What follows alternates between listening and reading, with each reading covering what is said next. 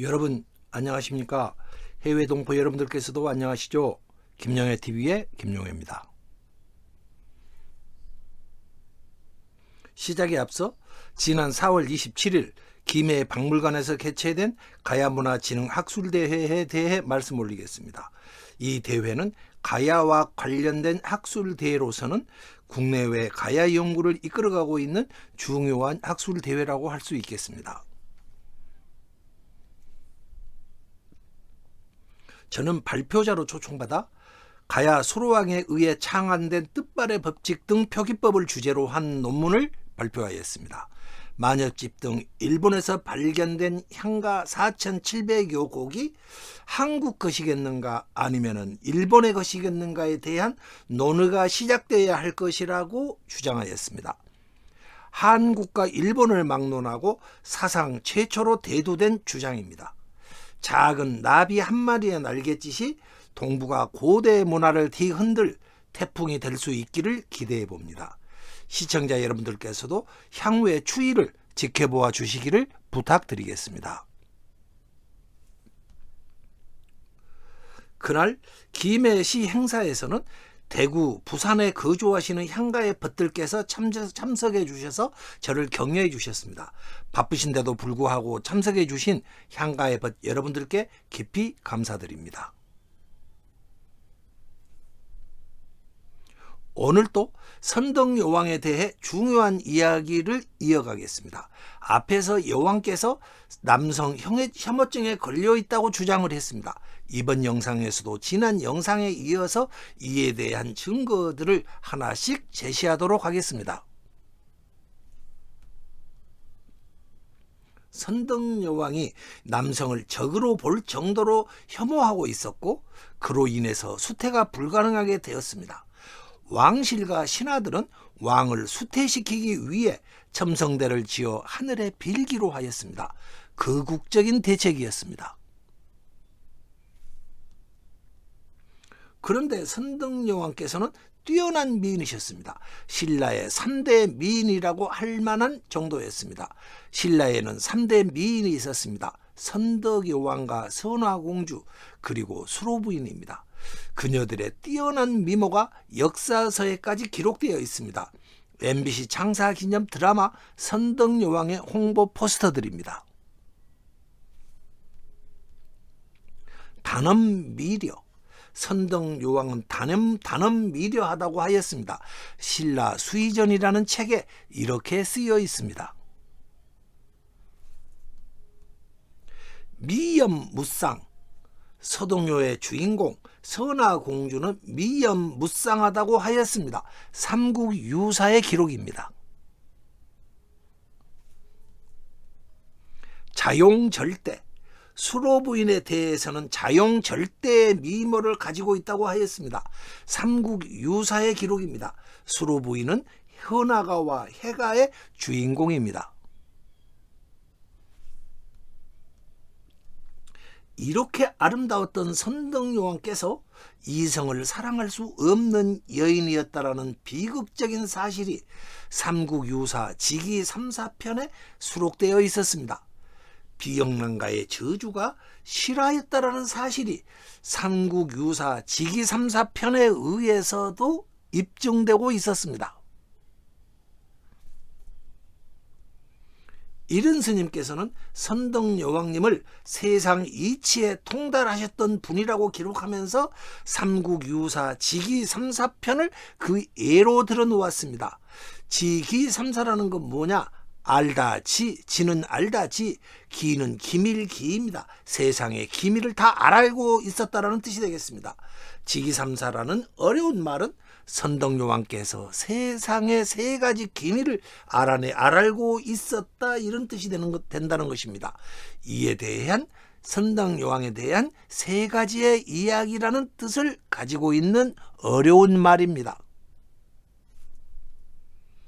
지기 3, 4에는 세 가지 이야기가 있었습니다. 그 중에 앞에서 여근곡 대첨 이야기를 말씀드렸습니다. 이어 본 영상에서는 두 번째 이야기 모란꽃 사연에 대해서 말씀 올리겠습니다. 두 번째 이야기의 원문은 이와 같습니다.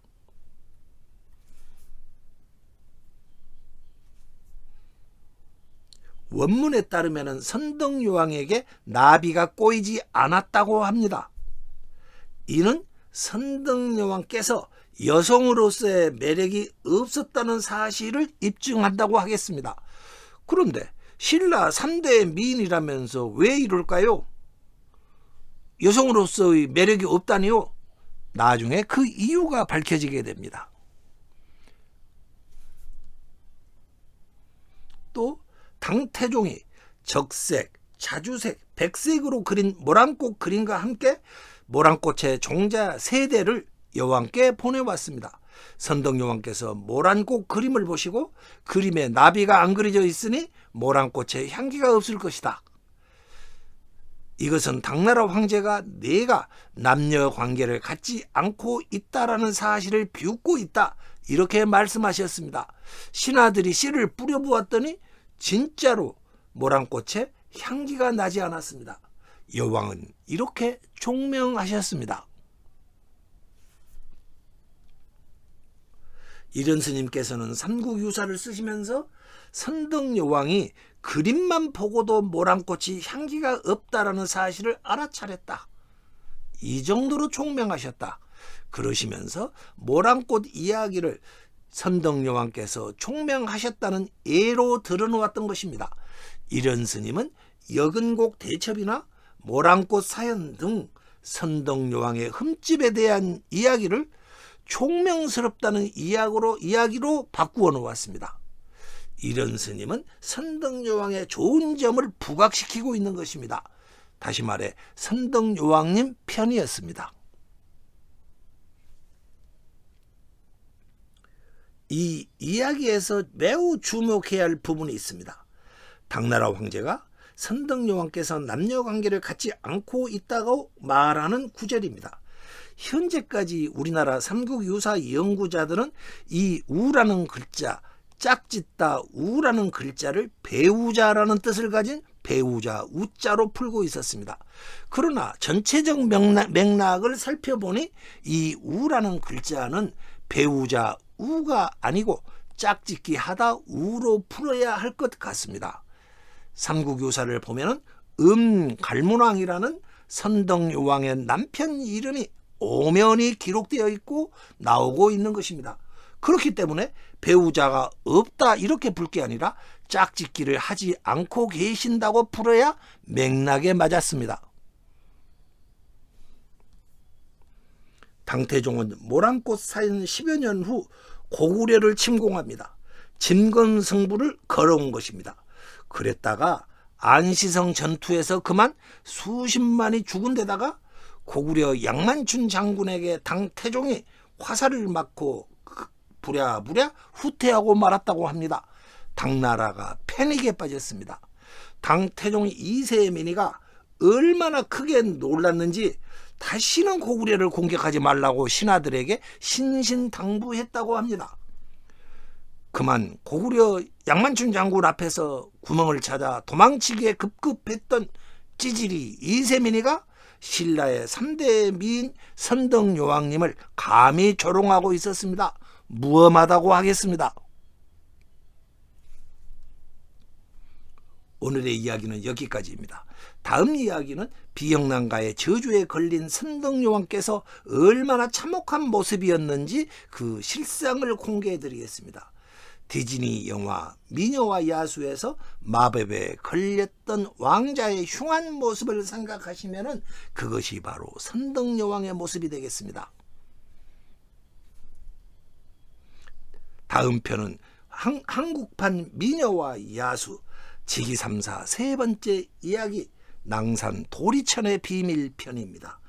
구독과 좋아요, 공유 부탁드리겠습니다. 후원도 부탁드리겠습니다. 추적은 계속됩니다.